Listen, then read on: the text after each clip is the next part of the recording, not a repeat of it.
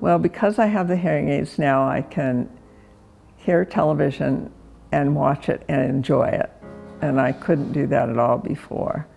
Some of the things that I enjoy are being able to hear my husband when he's speaking, and I enjoy listening to my grandchild and being able to understand what she's saying. The television is much clearer, so I'm able to hear that. Helen Keller once said that if she could only have one thing back, she would want her hearing back, not her vision, because vision separates you from things. Hearing separates you from people, and that's really true. My wife's mother had hearing problems, and she did a lot of research, and everything come up and pointed Dr. Meir as being the primary one. She come down here and got her hearing aids, and over time, my hearing went to pot. And in 2004, I came down here and started getting hearing aids. I'm very impressed with the professionalism and the concerns and his mannerism. And the biggest thing is when he explains things to you, it's in layman's terms. It's not in medical terms like a lot of doctors use. Hearing loss is not easy, and it's always makes you uncomfortable in company and to deal with. But when you come to Dr. Meir, he just puts you very much at ease and tells you what you need and makes you comfortable with it, and never pressures you into doing something that you don't want to do. And he also makes the equipment work for you, which is wonderful. And it's so nice to come here and be at ease and have your problem worked on in a way that works for you. I recommended Dr. Meir to a lot of people.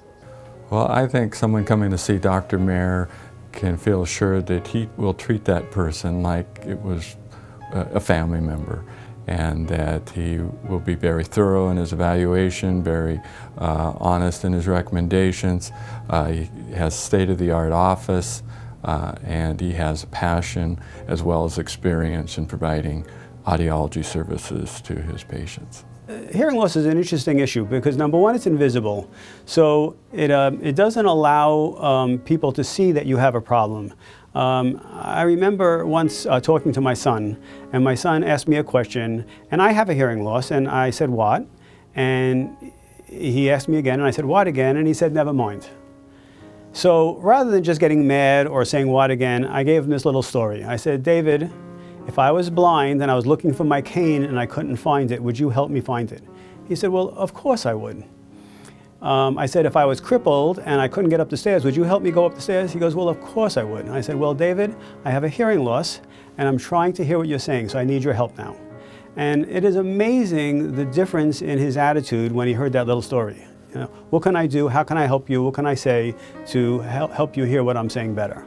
And I actually share that same story with a lot of my patients because it really makes a big difference on how you perceive the person with hearing loss. Typically, when a person says what, they get laughed at, they get thought that they're slow, that they're not very bright, and it has nothing to do with it. It has to do with the fact that they're just not hearing you. So when we fit people with hearing aids, we're able to get them to appreciate what other people are saying. We get them to interact with family members more.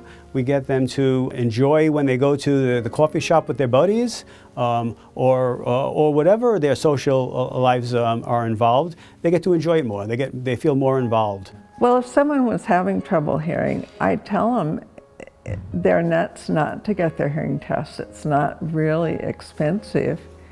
Plus, Dr. Meir never puts a lot of pressure on you to buy a hearing aid. The first thing to do is come in for a hearing evaluation. You'll know whether you have a hearing loss, you'll know whether there's anything medically that needs to be done, and then even if you are a candidate for hearing aid, that'll be shared with you, but there'll be no pressure whatsoever on you to buy a hearing aid. That's something that you get to decide.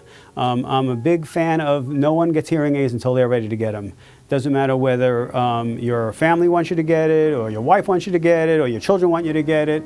Until you're ready, you don't get them because that's when they'll sit in a drawer. We have no special sales here that are this week only. We have a phenomenal price on our hearing aids that allows people to get high-end hearing aids for what they would pay for a low-end hearing aids most other places. But there's no pressure whatsoever for anyone to buy them. They buy them when they're ready and they feel they need to. If you're struggling with your hearing, I would highly recommend that you come and see Dr. Mayer. It has improved my life. It's made it much more simple to do things around my home with interaction with my husband. It's been easier to interact with my friends because they're not having to repeat things over and over again. I think he's a great doctor and I would highly recommend him.